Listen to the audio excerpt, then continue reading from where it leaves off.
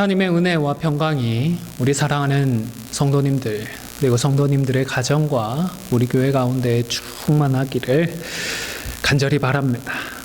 오늘은 지난 시간에 이어서 내가 그라라는 제목으로 함께 하나님의 말씀 앞으로 나아가고자 합니다. 제가 고등학생일 때에 대학 입학 시험이 학력고사에서 수능 시험으로 바뀌었습니다. 이때 그냥 이름만 바뀐 것이 아니라 통합적인 사고를 길러야 한다면서 이 문제 유형 자체가 완전히 달라지게 되었습니다.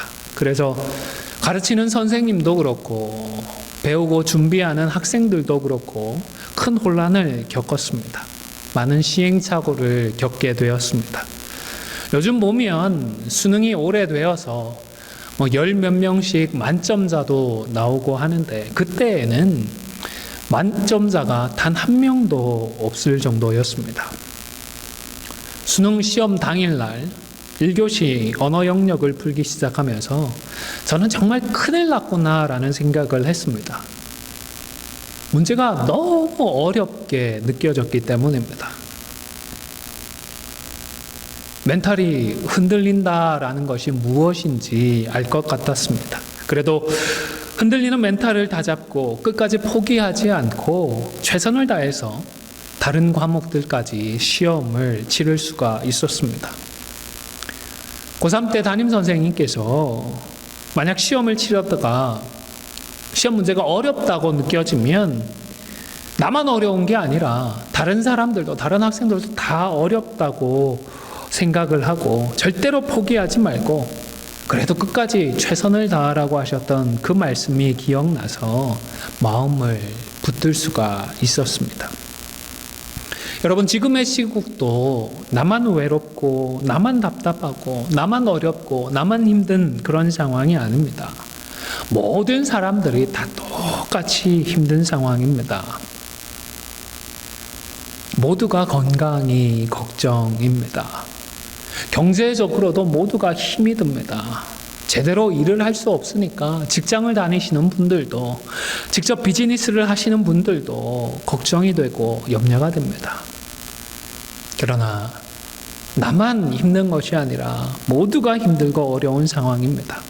그래서 이 어려움이 지나고 나면 틀림없이 하나님께서 주시는 새로운 기회들, 또 다른 기회들을 찾을 수가 있을 것입니다.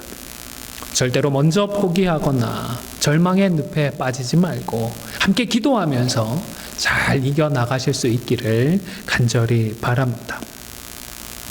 여러분, 오늘 본문에서 우리 예수님은 죽은 사람도 말씀 한마디로 살릴 수 있는 분이지만 정작 자기 자신을 위해서는 그 능력을 사용하지 않으셨습니다.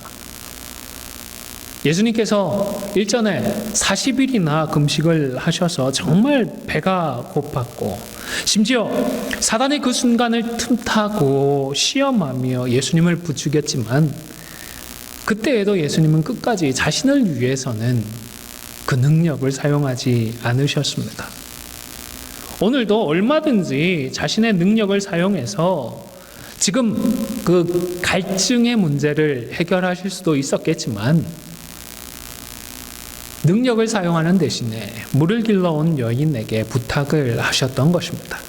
혹 손이 없나 발이 없나 직접 물을 길어서 마시면 되지 뭘 남을 부려먹냐 오해는 하지 마시기 바랍니다. 예수님에게는 우물물을 기를 수 있는 줄이 달린 두레박이 없었기 때문입니다. 그런데 물을 좀 달라고 나누어 달라고 부탁하는 이 예수님의 부탁에 이 여인은 총명스럽게 반응을 했습니다. 우선적으로는 유대인과 사마리아인들 사이에 묵은 악감정이 있었기 때문입니다. 뿐만 아니라 이 여인은 개인적으로 참 큰 아픔과 상처가 있었습니다.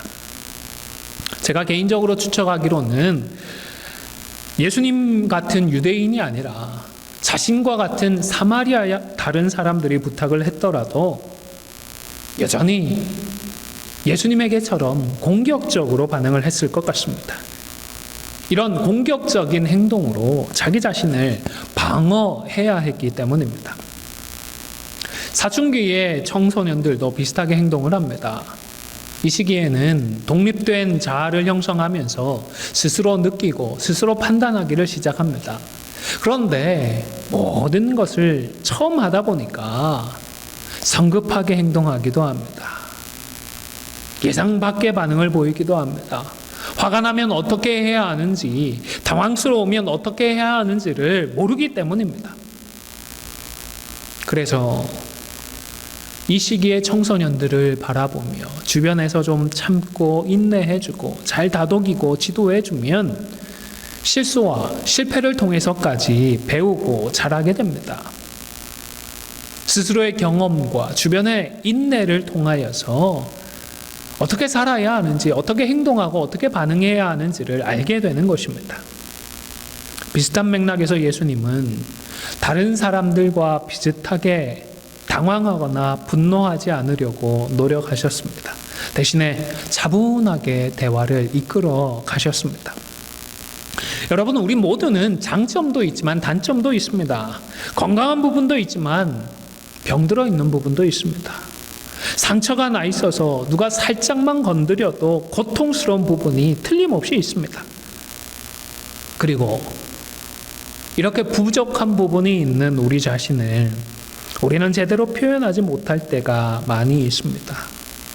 반대로 이런 사람들을 제대로 이해하지 못할 때는 오히려 더 많이 있는 것 같습니다.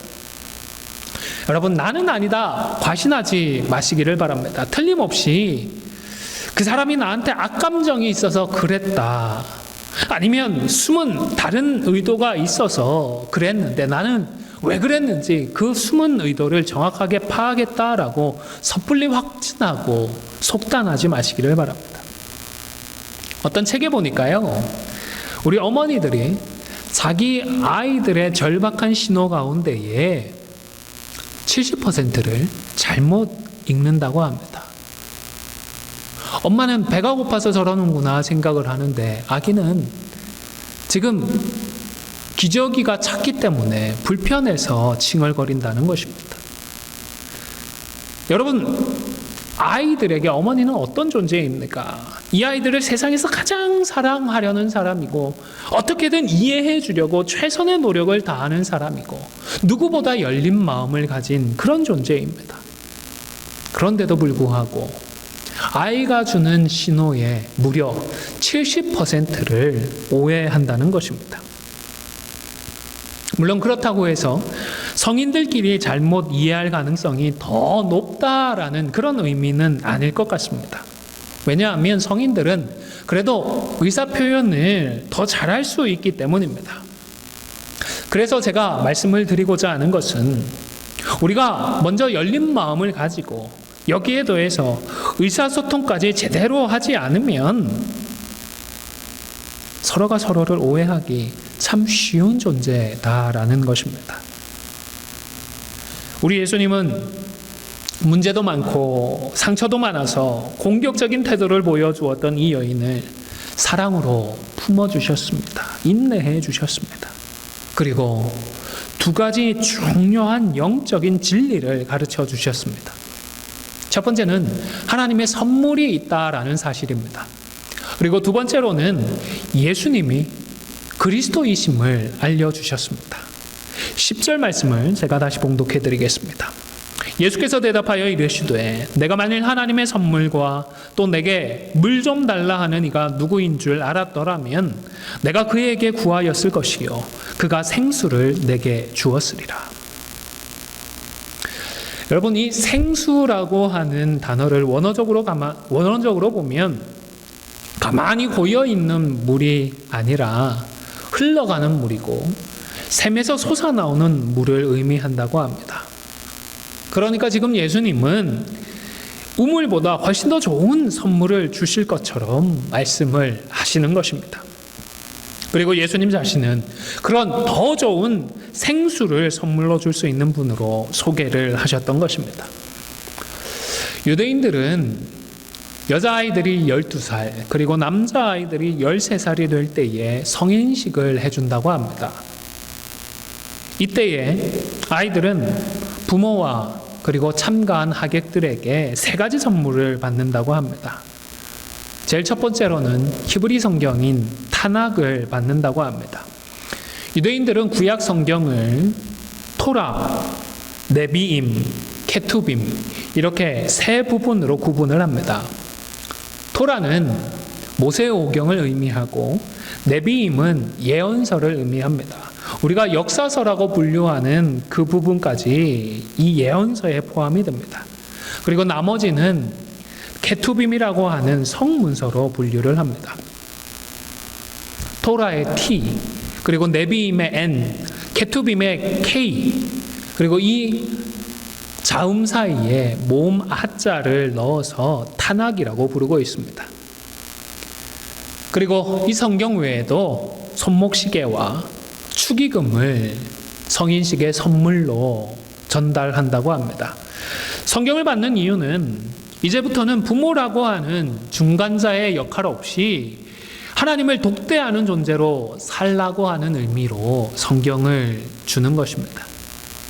손목시계는 약속을 잘 지키고 시간을 소중히 아껴 쓰라는 의미로 주는 선물이라고 하고, 마지막으로 축의금은 부모가 갖지 않는 그런 통장에 넣어두었다가 나중에 18세가 지나서 독립을 할 때에 경제적인 독립의 종잣돈이 된다고 합니다.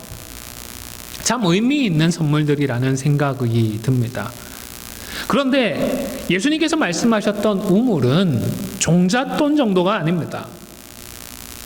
이 생수는 평생 써도 다 쓸 수 없는 엄청난 고액의 현금을 선물한 것과 진배가 없는 것입니다.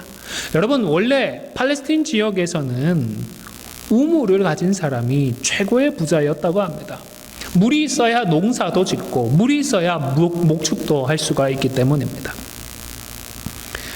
원유가 나기 시작하면서 상황이 많이 달라졌지만 그래도 기름이 아무리 많아도 사람이 살려고 하면 물이 있어야 합니다. 우리 성도 중에서 일전에 성지순례를 가셨을 때 직접 눈으로 목격하셨던 여리고에 대해서 말씀을 해 주신 적이 있었습니다. 여리고 주변은 정말로 다 사막인데 이 여리고만큼은 푸릇푸릇한 나무들이 보이는 오아시스 지대였다라고 설명을 해 주셨습니다. 정말로 실감나게 묘사를 해 주셔서 직접 좀 보고 싶은 마음이 들어서 나중에 인터넷을 검색해서 여리고의 사진을 직접 살펴보았습니다. 정말로 여리고 부근에만 푸른 나무들이 자라는 것을 볼 수가 있었습니다. 그리고 또 하나 재미있게 보았던 것은 정말로 깨끗한 1급수 정도가 되겠죠. 정말로 깨끗한 수질을 자랑하는 샘물의 사진도 볼 수가 있었습니다. 정말로 맑은 물이 콸콸콸 솟아나서 흘러나가고 있었습니다. 이런 생수가 사막 한가운데에 흐르고 있으니까 푸릇푸릇한 나무들이 잘 자라고 있는 여리고가 수천 년 동안 존재할 수가 있었던 것입니다. 여러분, 지금 예수님은 땅속에서 조금씩 스며나오는 우물 정도가 아니라 땅에서 콸콸 흘러넘치는 여리고의 샘물과 같은 그런 선물을 말씀하셨던 것입니다. 여리고의 비유를 한다면 여리고의 샘물을 선물로 준다는 것인데 사실상 여리고 전체를 선물로 준다라는 의미라고까지 볼 수가 있는 것입니다. 이 말씀을 들은 여인의 심정이 어떠했을까요? 마치 신봉사가 눈이 번쩍 떠지는 것 같은 그런 마음이 들었을 것 같습니다. 그냥 막연하게 이런 추측을 하는 것이 아닙니다. 오늘 본문을 보시면 9절에서는 예수님을 향해서 당신이라고 하는 2인칭 대명사를 사용했습니다. 그런데 11절에 가면 주여라고 하면서 예수님을 대하는 태도가 달라진 것을 볼 수가 있습니다. 물론 12절에서는 다시 2인칭 대명사를 사용했지만 그러나 그 뉘앙스는 9절에 그것과는 같지 않습니다. 그래서 공동번역에 보면 이런 여인의 태도에 신경을 써서 번역을 했습니다. 9절은 당신으로, 11절은 선생님으로 번역을 했고 12절에서는 원문에 있는 당신이라고 하는 대명사 대신에 선생님께서는 이라고 변화된 태도를 확인할 수 있도록 번역을 해 두었던 것입니다. 물론 그렇다고 해도 이것은 꽉 막혀 있었던 그녀의 귀를 조금 열어준 정도입니다. 왜냐하면 조금 이렇게 전향된 그런 모습을 보여주었다고는 하지만 아직도 반신반의하는 그런 모습을 보이고 있기 때문입니다. 저 깊은 우물에서 물을 떠올릴 수 있는 두레박도 없는데 무슨 수로 생수를 얻을 수 있겠냐고 물었던 것입니다. 그리고 곧 12절에서는 예수님이 야곱보다 더 크시냐고도 물었습니다. 아마도 이 우물을 팠던 야곱보다 더 위대한 분이 아니라면 더 좋은 물을 찾아줄 수는 없을 것이라고 생각을 했던 것 같습니다. 그러나 지금 예수님은 완전히 새로운 차원에서의 생수를 말씀하고 계셨습니다. 이것은 영원히 목마르지 않는 그런 물입니다. 영생하도록 솟아나는 샘물을 말씀하셨던 것입니다. 여러분, 만약 예수님의 말씀하시는 생수가 정말로 존재한다면 두 번 다시 다른 사람을 마주칠 이유가 없는 것입니다. 그래서 사람들을 만나서 손가락질 당할 이유도 없고 정죄당할 그럴 이유도 없는 것입니다. 수가성의 이 여인은 틀림없이 이런 내용들을 머릿속에 떠올렸을 것입니다. 그러니까 15절에서 여기 물 기르러 오지 않게 해달라는 그런 말을 했던 것이 아니겠습니까? 그러나 조금 전향적인 그런 태도를 보였다고는 해도 여전히 그녀는 자신의 상처와 자신의 죄에 대해서는 전혀 내색을 하지 않았습니다. 그래서이겠지요. 예수님은 다른 주제로 다시 이 여인을 도전하셨습니다. 자신의 죄를 인정하고 그 죄를 드러내고 회개를 해서 그래야 죄의 문제를 해결할 수 있기 때문입니다. 여러분, 우리가 자기 자신을 제대로 인식하지 못하면 다른 사람들과의 관계도 제대로 된 관계를 맺지를 못합니다. 마찬가지로 우리 자신의 죄악된 모습, 악한 그 본성을 제대로 인식하지 못하고 또 좀 안다고 하더라도 하나님 앞에 겸손하게 인정을 하지 못하면 우리는 하나님과의 관계도 제대로 맺고 제대로 유지해 가지를 못합니다. 우리가 삐뚤어져 있다 보니까 하나님이 삐뚤어져 있는 것처럼, 하나님의 말씀이 잘못되어 있는 것처럼 왜곡을 해서 보게 되는 것입니다. 그래서 예수님은 그녀를 계속해서 도전하고자 하셨습니다. 이제는 그녀의 남편을 불러오라고 하셨습니다. 여러분, 사실 이때에 이 여인의 입장에서는요, 그냥 아무런 말도 하지 않고 조용히 가서 자기 동거하는 그 남자를 데리고 와서 남편인 척 했으면 되었을 것입니다.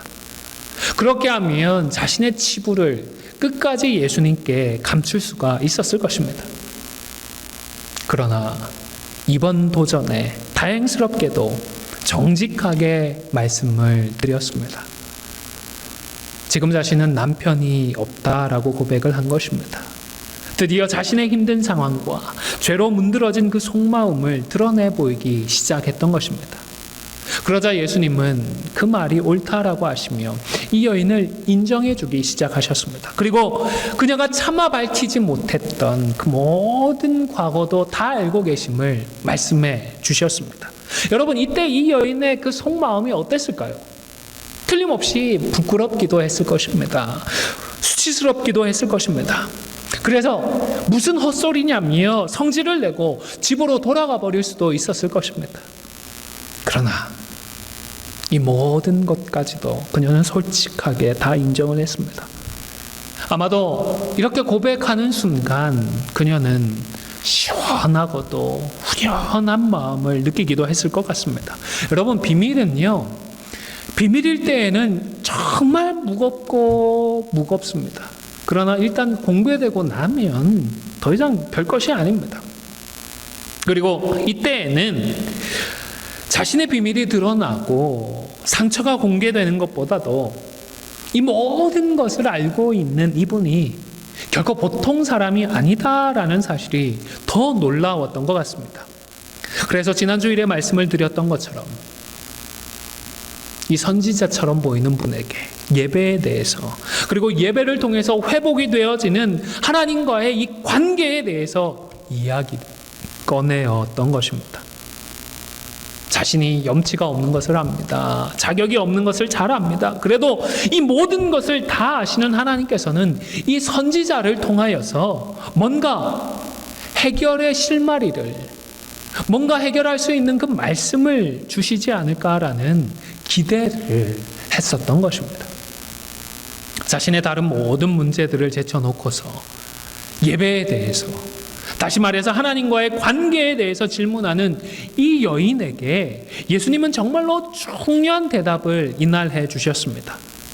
그리스도산도 아니고 예루살렘도 아니고 전혀 다른 예배를 드릴 때가 그때가 올 것임을 말씀해 주셨던 것입니다. 22절에 보시면 사마리아인들은 알지 못하는 것을 예배하고 유대인들은 아는 것을 예배한다라고 하셨습니다. 이 말은 유대인들이 훨씬 우월하고 잘났다 그런 말씀은 결코 아닙니다. 사마리아인들은 토라라고 하는 모세오경은 하나님의 말씀으로 붙들었습니다. 그러나 앞서 말씀드렸던 네비임이나 케투빔과 같은 성경의 구약 성경의 다른 부분들은 하나님의 말씀으로 인정하지 않았습니다. 그러다 보니까 하나님에 대해서도, 하나님의 말씀에 대해서도 충분히 알 수가 없었던 것입니다. 물론 신구약 모두를 우리는 모두를 다 가지고 있습니다. 이런 우리들과 비교를 하면 예수님 당시의 유대인들 역시도 우리만큼 풍성하게 알 수는 없었습니다. 어쨌든 지금 예수님은 이 구약 성경 전체가 말씀하는 바로 예수 그리스도를 통하여서 하나님의 구원이 성취될 것임을 말씀하고 계셨던 것입니다. 그리고 이 구원을 통하여서 하나님을요 아버지라고 부르면서 예배를 통하여서 아버지 하나님과의 친밀한 교제를 누리게 될 것을 말씀해 주셨던 것입니다. 23절도 제가 봉독해 드리겠습니다. 아버지께 참되게 예배하는 자들은 영과 진리로 예배할 때가 오나니 곧 이때라. 아버지께서는 자기에게 이렇게 예배하는 자들을 찾으시느니라. 아멘. 여기에서의 영은 성령 하나님을 의미합니다. 성령으로 거듭난 사람은 하나님을 아버지라고 고백할 수 있고 이 아버지 하나님을 예배하며 아버지 하나님과 친밀한 교제를 할 수가 있는 것입니다. 그리고 이 교제를 통하여서 아버지를 아버지로 누릴 수 있을 정도로 그렇게 계속해서 자라고 성숙할 수가 있는 것입니다. 요즘 코로나19으로 우리가 공식적인 새벽 기도에는 같이 못하고 있지만 그래도 저는 혼자 새벽에 교회에 나와서 기도하고 있습니다. 시국 때문에 걱정도 되고 두렵기도 한데 그래도 기도할 때에 하나님을 아버지라고 부르면서 이런 얘기 저런 얘기를 나누고 또 우리 교회와 우리 성도들을 위해서 아버지께 간구할 수 있어서 얼마나 감사한지 모릅니다. 또 여기에서 말하는 진리는 구약의 계시가 신약 시대에 와서 성취되어진 것을 의미합니다. 넓은 의미에서 보면 하나님의 계시인 이 성경 말씀에 근거해서 드리는 그런 예배를 의미하는 것이고, 좁은 의미에서 보면 예수 그리스도의 보혈을 근거해서 드리는 예배를 뜻하는 것입니다. 왜냐하면 이 전체 성경의 핵심이 바로 예수 그리스도이기 때문입니다. 구원이 유대인에게서 난다는 것과도 같은 맥락의 의미인 것입니다. 계속해서 24절에서 예수님은 하나님은 영이시기 때문에 예배하는 자는 영과 진리로 예배하라고 말씀하셨습니다. 장소가 중요한 것이 아닙니다. 다른 그 어떤 것이 중요한 것이 아니라 아버지 하나님을 예배할 때에는 중생한 자가 성령님과 함께 진리로서 십자가의 근거에서 예배드리는 것이 중요하다는 것입니다.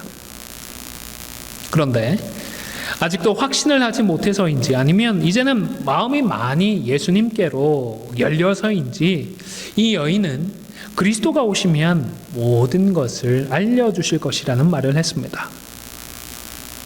그리고 이때에도 예수님은 인내하시면서 내가 그라고 말씀을 하시면서 마침내 자신이 성경을 통해 계시되었던 그 그리스도이심을 알려주셨습니다. 그런데 여러분, 여기까지입니다. 이어지는 본문들을 읽어보더라도 이 여인을 힘겹게 짓누르고 있었던, 무겁게 짓누르고 있었던 인생의 그 문제들이 어떻게 되었는지는 알 수가 없습니다. 동네 사람들의 비난에서 벗어날 수 있었는지 아닌지, 남들처럼 편리한 시간에 우물에 올 수 있게 되었는지 아닌지에 대해서는 전혀 언급이 되지 않습니다. 마치 아무런 관심도 없는 것 같습니다. 왜일까요? 우리 인생에 있어서 우리에게 가장 중요한 것은 그리스도를 알고 그리스도를 만나는 것이기 때문입니다. 인생에 문제가 있느냐 없느냐, 우리를 압도하는 문제가 있느냐 없느냐 하는 것이 중요한 것이 아니라 영생을 누리는 것이 그 무엇보다 중요한 것입니다. 이번 주간에 미국의 기독교 윤리학자인 스탠리 하우어워스라는 분의 자서전적인 회고록을 읽었습니다. 그 중에 한 글귀가 위로가 되기도 하고 그래 그렇겠다라고 동의도 되었습니다. 그리스도인으로 사는 것은 답 없이 사는 법을 배우는 과정이다. 답 없이 사는 법을 배우는 과정이라는 것입니다. 정말 그런 것 같습니다. 예수를 믿는다는 것이 우리가 직면한 문제에 대한 해결책을 주는 것은 아니지 않습니까? 우리가 아무리 잘 믿어도 우리를 압도하는 현실적인 문제들에 대한 해답을 알 수는 없습니다. 이 교수님도 겉으로만 보면 성공한 기독교 석학입니다. 신학계에서도 그리고 가르치는 학교에서도 참 좋은 교수로 동료들과 학생들에게 인정을 받아왔습니다. 그런데 남들에게 드러나지 않는 부분에서, 가정에서는 참 힘든 삶을 살았습니다. 아내분이 이 조현병과 양극성 장애라고 하는 정신질환을 오래도록 앓았습니다. 여러분, 정신질환이라고 해서 뭐 감기나 맹장염 같은 그런 육체적인 질병과 크게 다르지 않습니다. 다만 그 심각성을 깨닫고 본격적으로 연구한 지가 얼마 되지 않아서 그 때문에 이 병에 대해서 제대로 알려지지 않아서 그렇지 결국은 똑같은 몸의 병입니다. 의학이 발달하기 전에는 병에 대한 이해가 부족해서 얼마나 많은 사람들이 병원에서 감염이 되고 죽어갔는지 모릅니다. 1840년대에 비엔나에 있는 산부인과에서는 이그나스 제멜바이스라는 의사가 이 산부인과에서 산모들의 사망률을 낮추기 위해서 이 손을 깨끗이 씻어야 한다라고 주장을 했습니다. 지금 생각해 보면 당연한 말인데요. 그 당시에는 동료 의사들에게 악마로까지 취급을 받았다고 합니다. 이런 시대에서 불과 200년이 지나지 않았습니다. 여러분, 과거에는 정신질환에 대한 이해가 부족해서 그저 미쳤다라는 식으로 부정적으로만 말을 했지만 이제는 신중하게 사용을 해야 할 때가 되었습니다. 특별한 문제가 있어서 그런 것이 아니라 그냥 아픈 것에 불과한 것이기 때문입니다. 정신과적인 문제가 있는 분이 있으면 다른 병이 있을 때처럼 빨리 병원을 찾아서 제대로 진단을 받고 치료를 받으면 되는 것입니다. 제대로 치료받지 못해서 상태가 많이 진행이 되어버리면 본인도 너무너무 힘이 들고 또 환자와 정상적으로 생각하고 대화할 수 없는 다른 가족들 역시 너무너무 힘이 듭니다. 이 교수님 역시 수십 년간 그런 고통을 겪었던 것입니다. 저는 그저 책만 읽었는데도 이분과 그리고 그 아들이 겪어왔던 슬픔과 아픔과 고통을 어렵지 않게 느낄 수가 있었습니다. 말 그대로 그들의 삶을 압도하는 고통이고 어려움이었던 것입니다. 기독교 윤리학자입니다. 자신이 직면한 이런 문제를 어떻게 신앙적으로 이해하고 또 어떻게 해결할 수 있을지에 대해서 얼마나 많이 고민을 하고 얼마나 깊이 연구를 했겠습니까? 그런데 그 똑똑한 머리로 수십 년을 고민하고 연구해 보아도 딱히 정답이 없더라는 것입니다. 그리고 더 중요한 것은 정답을 몰라도 살아갈 수가 있고 해결되지 않는, 해결하지 못하는 문제에도 불구하고 우리 믿는 자들은 주를 위해서 살아가야 한다라는 것입니다. 왜입니까? 우리는 그리스도가 누구인지를 알기 때문입니다. 아무리 어렵고 힘이 들더라도 우리 예수 그리스도는 우리와 함께 하시기 때문입니다. 이제 말씀을 마무리하고자 합니다. 우리에게도 여러 가지 무거운 짐이 있습니다. 우리를 압도하는 문제가 있을 수 있습니다. 그런데 이것들만큼 분명한 것은 우리에게는 예수 그리스도가 계시다라는 사실입니다. 사랑하는 성도 여러분, 문제만 보지 마십시오. 말씀과 기도로 우리와 함께 하시는 우리 주님을 바라보십시오. 주님을 생각하시고 주님의 말씀을 생각하며 주님과 친밀한 교제를 누리십시오. 그리하여 비록 우리의 문제에 대한 해답은 찾지 못하더라도 우리의 그리스도 되시는 주님으로 인하여 기뻐하고 즐거워할 수 있는 우리 모두가 다 되시기를 주님의 이름으로 간절히 축원을 드립니다.